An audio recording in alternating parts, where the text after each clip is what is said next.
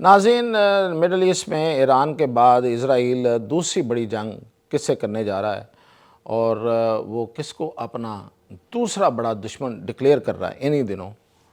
اور اس کے لیے آج کل اس کی کیا تیاریاں ہیں، اور پھر وہ جس کو وہ دوسرا دشمن ڈکلیئر کر رہا ہے وہ کیا سوچ رہا ہے، ان کی کیا تیاریاں ہیں، اور ایک دوسرے کے خلاف اس وقت بیان بازی چل رہی ہے۔ صرف بیان بازی نہیں بلکہ میں نے لفظ تیاریاں استعمال کیا، وہ تیاریاں بھی ہو رہی ہیں، تو وہ کس لیول کی ہیں اور کون سی جنگ ہے اور کیسے ہو سکتی ہے،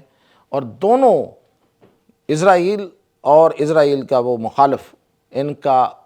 تقابلی جائزہ کیا ہے، یہ ایک دوسرے کے ساتھ کس طریقے سے فوجی لحاظ سے پیچھے اور آگے اور آگے اور پیچھے، تو ان تفصیلات کے ساتھ میاں طاہر۔ تو سب سے پہلے تو میں آپ کو بتاؤں کہ ایران کے حوالے سے اسرائیل کی تیاریاں جو ہیں وہ مکمل ہیں۔ آج ہی ابھی تھوڑی دیر پہلے میں نے دیکھی ہے کہ اسرائیل کے جو وزیر اعظم ہیں ان کے آفس کی طرف سے آفیشلی ایک AI جنریٹڈ فوٹیج جاری کی گئی۔ اس میں ایک B-2 بومبر جو کہ امریکہ کا طیارہ ہے، اور یہ آپ کو اس لیے میں بتا رہا ہوں کہ یہ آپ کو یاد ہوگا کہ ایران میں جب حملہ ہوا تھا ایران کے ایٹمی ٹھکانوں پر، تو یہی طیارے تھے جنہوں نے آ کے وہاں پہ بومبنگ کی تھی، اور اس کی کہا جاتا ہے کہ اس کی صلاحیت یہ ہے کہ یہ اتنا بڑا بوم ڈراپ کرتا ہے، پھینکتا ہے، کہ جو وہ کہتے ہیں نا کہ اب میں بہت بڑی دعویٰ تو نہیں کروں گا لیکن بہت گہرائی میں جا کے یہ چیزوں کو اکھاڑ پھینکتا ہے۔ تو اس کی انہوں نے فوٹیجز بھی بعد میں جاری کی، گو کہ اس پہ بڑے شکوک و شبہات کا اظہار بھی کیا گیا کہ پتہ نہیں یہ بوم جو ہے یہ تباہ پوری طرح کر سکا یا نہیں کر سکا، لیکن امریکہ کو پورا یقین تھا اور اس کی پوری وکالت کی گئی ہے۔ اس کی بعد میں ویڈیوز جاری کی گئیں کہ دیکھیں جی یہ تباہ کر دیا ہے۔ تو یہ وہ والا B-2 بومبر ہے۔ اس کی ایک AI جنریٹڈ یعنی کہ آرٹیفیشل انٹیلیجنس سے بنائی ہوئی ایک ویڈیو ہے۔ وہ ویڈیو یہ ہے کہ یہ میں ابھی آپ تصویریں دیکھ سکتے ہیں، میں آپ کو ویڈیو تو نہیں دکھا سکتا، یہ تصویریں آپ دیکھ رہے ہوں گے کہ یہ بومبر آ رہا ہے اور اس میں 2 کھڑکیاں اس کی کھلی ہوئی ہیں، اور ایک طرف ٹرمپ بیٹھا ہوا ہے اور دوسری طرف نیتن یاہو بیٹھا ہوا ہے، اور دونوں نے کالے شیشے کی گلاسز لگائی ہوئی ہیں اور ایک دوسرے کو دیکھ رہے ہیں اور بڑے فاتحانہ انداز میں۔ تو یہ دراصل اشارہ ہے اس چیز کا کہ یہ B-2 بومبر آ رہے ہیں، اور یہ جو پیچھے نیچے جو جتنی جگہ ہے نا، وہ جو ٹیرین ہے وہ صحرائی علاقہ دکھایا گیا ہے کہ وہ صحرا سے ہوتے ہوئے آ رہے ہیں۔ تو یہ اس کا سادہ اور سیدھا مطلب یہ ہے کہ اب دوبارہ سے وہ امریکہ کو راضی کر چکا ہے نیتن یاہو کہ وہ اپنے B-2 بومبر بھیجے اور پھر آ کے ایران پہ بمباری کرے۔ تو یہ تو ہے اس کی ایران کے حوالے سے تیاری۔ میں نے آپ کو گزشتہ دنوں ہی بتایا تھا کہ اس تیاریوں کے بارے میں، اور اس کے جواباً جو ایران تیاریاں کر رہا ہے، کیونکہ ایران کو پوری طرح سے پتہ چل گیا، سگنل مل گیا ہے کہ وہ اس کے خلاف کارروائی کرنے والا ہے۔ لیکن اس کے بعد، اور بلکہ اس کے بعد کیا، اس نے وہ تیاریاں بھی شروع کر دی ہیں، وہ ہے کہ وہ ترکی کے خلاف جنگ چاہتا ہے اسرائیل، اور وہ جنگ کا میدان جو ہے وہ ہے سائپرس، جسے کہتے ہیں قبرص۔ قبرص آپ کو پتہ ہے کہ یہ وہ علاقہ ہے جو یونان اور ترکی کے درمیان ایک متنازع علاقہ ہے، اور یہ قبرص جو ہے اس پہ 1300 سال ترکی نے حکومت کی ہے۔ جو ترک خلافت تھی اس وقت یہ ترکی کے زیر اثر رہا ہے۔ اب یہ جو 2 حصوں میں یہ تقسیم ہے اس وقت، ایک یونان کے پاس ہے اور ایک جو ہے وہ ترکی کے پاس ہے۔ اب یہ جو ترکی کے پاس ہے وہاں اس نے جنگ چھیڑنے کا ارادہ کر رکھا ہے،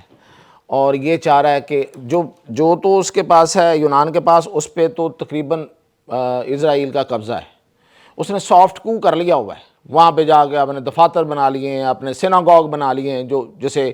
ان کی عبادت خانے ان کو سیناگوگ کہتے ہیں، وہ بنا لیے ہیں۔ وہاں پہ جا کے ان کی مذہبی ٹریننگ ایوری تھنگ وہاں ہو رہی ہے۔ آپ سمجھیں کہ جس طرح اس نے فلسطین پہ قبضہ کیا ہے، دوسرا قبضہ اس نے سائپرس پہ کر لیا ہے جو یونان کے پاس ہے۔ اب وہ یہ چاہتا ہے کہ جو ترکی کے پاس ہے وہ بھی حاصل کرے۔ اب اس کے لیے ابھی 2 دن اس نے ایک کانفرنس کی ہے جو سائپرس یونان اور اسرائیل کی مشترکہ کانفرنس تھی، اور اس کانفرنس کا موضوع اور مقصد یہ ایک تھا کہ وہ ہم نے حاصل کرنا ہے جو ترکی کے پاس ہے، سائپرس ہے، یعنی کہ اردو میں، عربی میں اسے قبرص کہتے ہیں۔ اب اس معاملے پہ جنگ ضرور ہوگی، کیونکہ ترکی اس کو کسی صورت نہیں چھوڑے گا۔ وہ ترکی تو بلکہ دوسرے حصے پہ بھی دعوے دار ہے، کیونکہ وہ اس کے پاس رہا ہے، اور اسرائیل جو ہے وہ ہر صورت اس سے پنگا کیوں لینا چاہتا ہے؟ کیا صرف قبرص حاصل کرنا؟ نہیں، ایسا نہیں ہے۔ اصل پرابلم یہ ہے کہ جو ترکی ہے وہ فوجی لحاظ سے اس خطے میں سب سے مضبوط اسلامی ملک بن گیا ہے۔ نیوی میں اس کی طاقت اب تقریباً آپ سمجھیں کہ اس خطے کی حد تک تو ناقابل تسخیر ہے۔ اس نے نیوی میں اب دنیا کا جو بڑا بیڑا ہے، 300 میٹر کا لمبا بیڑا، وہ اس نے بنا لیا ہے۔ پھر ڈرون ٹیکنالوجی میں وہ اتنا آگے نکل گیا ہے کہ شاید ہی کوئی ملک اس کے قریب پہنچ سکے چائنا کے علاوہ۔ اور پھر اس نے ایک ڈرون فائٹر جہاز ایسا بنا کے اس نے تجربہ کیا ہے کہ جناب وہ دنیا حیران رہ گئی ہے کہ بغیر پائلٹ کے جہاز، فائٹر جہاز اڑتا ہے اور اسی طرح ساری جنگ لڑتا ہے جس طریقے سے F-16 لڑتا ہے۔ F-16 کے ساتھ انہوں نے اس کا مقابلہ کر کے اس کا مظاہرہ دکھایا باقاعدہ۔ تو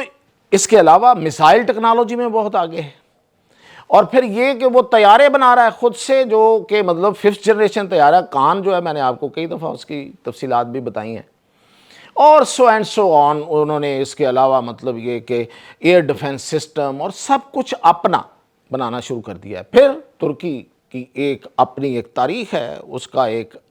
فخر ہے، اس کا ایک افتخار ہے اس کا کہ ہم نے پوری دنیا پہ حکومت کی ہوئی ہے۔ وہ ایک قوم ہے، وہ ایک نسل ہے، اور اس کے علاوہ ایک بڑی معیشت ہے، اور پھر ان پہ جو اس وقت حکمران جماعت ہے اس کے جو مطلب عزائم اور اس کے جو نظریات ہیں وہی ناقابل شکست ہیں۔ تو یہ سب کچھ مل کے ترکی ایک بڑی طاقت بن گیا ہے، اور اسرائیل جو ہے اس کو اب اس سے خطرہ محسوس ہونا شروع ہو گیا ہے، اور اسے یہ پتہ ہے کہ اگر ترکی کو اس نے مطلب اس کے جو عزائم، میں اس کی بات کر رہا ہوں کہ ترکی کو اگر اس نے نیچا نہ دکھایا تو پھر ترکی اس کو کسی وقت جو ہے وہ نیچا ضرور دکھائے گا۔ اور پھر یہ نہیں ہے کہ ترکی صرف ترکی تک بیٹھا ہوا ہے، ترکی لیبیا میں بھی ہے، ترکی سوڈان میں بھی ہے، ترکی صومالیہ میں بھی ہے، ترکی بحیرہ احمر میں بھی ہے، اور پھر بحیرہ روم میں بھی ہے۔ ہر جگہ اس نے اپنی پریزنس رکھی ہوئی ہے، اور اس سے وہ بڑا خوف زدہ ہے کہ ایک لحاظ سے اگر آپ پوری دنیا میں اس خاص طور پہ اس ایریا میں ترکی کی جو پھیلاؤ ہے اور اس کی جو پریزنس ہے، اس کی ملٹری پریزنس، اس کو غور سے دیکھیں تو دراصل وہ اسرائیل کا گھراؤ کیے ہوئے، تو وہ اس بات سے خوف زدہ ہے، اور اس وجہ سے اس نے اب آپ کو میں مطلب پہلے بھی میں نے آپ کو خبر دی تھی کہ اس نے باقاعدہ واشنگٹن کو یہ پیغام رسانی کی ہے، اور بڑا کلیئر کٹ پیغام دیا ہے کہ F-35 کسی صورت ترکی کو نہیں ملنے چاہیے۔ امریکی جہاز ہیں، جدید ترین جہاز ہیں، سٹیلتھ طیارے ہیں، 5th جنریشن ہے، جو بھی اس کو لیتا ہے ایسے گردن تان کے چلتا ہے کہ ہمارے پاس تو F-35 ہیں، اب اس کا تو کوئی مقابلہ ہی نہیں ہے۔ یہ علیحدہ بات ہے کہ F-35 کا میں سب سے بڑا ناقد ہوں، اور مجھے پتہ ہے کہ اس میں کیا خامیاں اور کیا خوبیاں ہو سکتی ہیں۔ خیر یہ کبھی پھر صحیح۔ تو یہ F-35 جو ہے وہ سعودی عرب نے لیے، لیکن اس پہ اسرائیل نے اس طرح سے شور نہیں مچایا، خاموشی سے ایک پیغام دیا، امریکہ مان گیا، اس نے کہا ٹھیک ہے جی، ہم ان کو جو جہاز دیں گے F-35 وہ تھوڑا اس کو کنٹرول رکھیں گے اپنے ہاتھ میں، وہ آپ کے خلاف استعمال نہیں ہوں گے، یہ گارنٹی دی۔ تو اس نے کہا ٹھیک ہے دے دیں۔ اب ترکی تو اس طرح سے کبھی بھی نہیں لے گا، ترکی اگر لے گا تو پوری ٹیکنالوجی لے گا، پورا اختیار لے گا، پورا کنٹرول لے گا اس کا۔ تو پورا کنٹرول لے گا تو پھر وہ سمجھتا ہے کہ یہی تو اس کی یہ اس کے اپنے منہ کے الفاظ ہیں۔ میں اب آپ کو اس کے الفاظ جو یہ نیتن یاہو ہے اس کے الفاظ بتاتا ہوں۔ وہ کہتا ہے کہ ہماری جو فضائی برتری ہے وہ F-35 سے ہے، اور اسے اس کے مقابلے میں کوئی طاقت حاصل کرے یہ ممکن نہیں ہے، یہ ہونے نہیں دیں گے ہم، یعنی کہ ہم F-35 لینے نہیں دیں گے۔ پھر اس نے اپنے آپ کو یہ جو میں نے جس کانفرنس کا ذکر کیا نا، جس میں جو اس نے 2 دن کی کانفرنس کی ہے، اس میں اس نے کیا لفظوں پہ غور کریں، اس کے عزائم دیکھیں اس شیطان کے، کہتا ہے کہ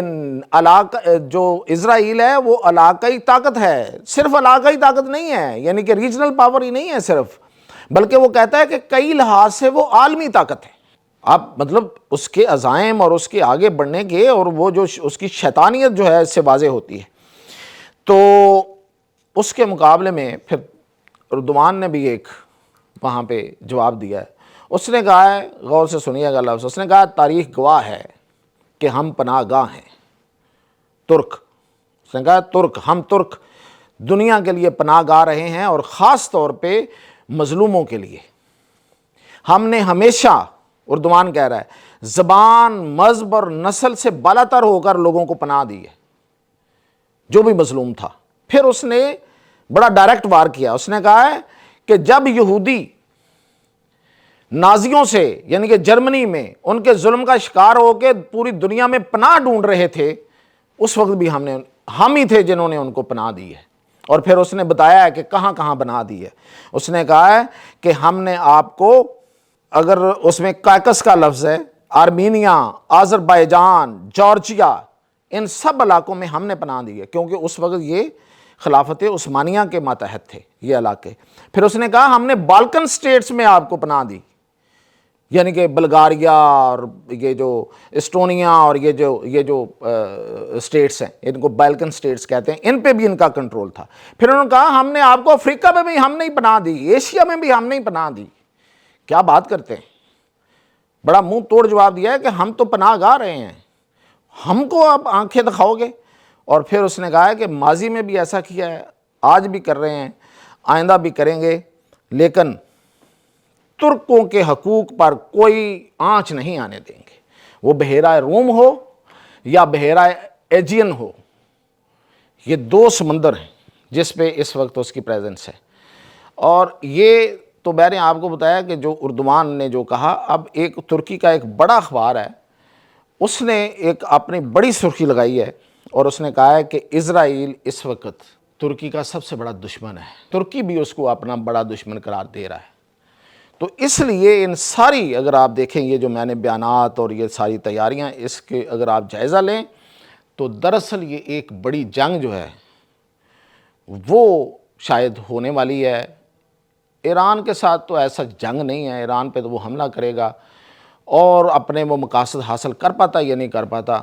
یہ تو وقت بتائے گا، لیکن وہ حملہ کرے گا اور نکل جائے گا۔ لیکن ترکی کے ساتھ جب اس کا، اگر وہ اس کا پڑتا ہے، پنجے سے پنجہ ہوتا ہے، تو پھر ترکی اس کو سبق سکھائے گا۔ تو یہ تھی اب تک کی اپڈیٹ۔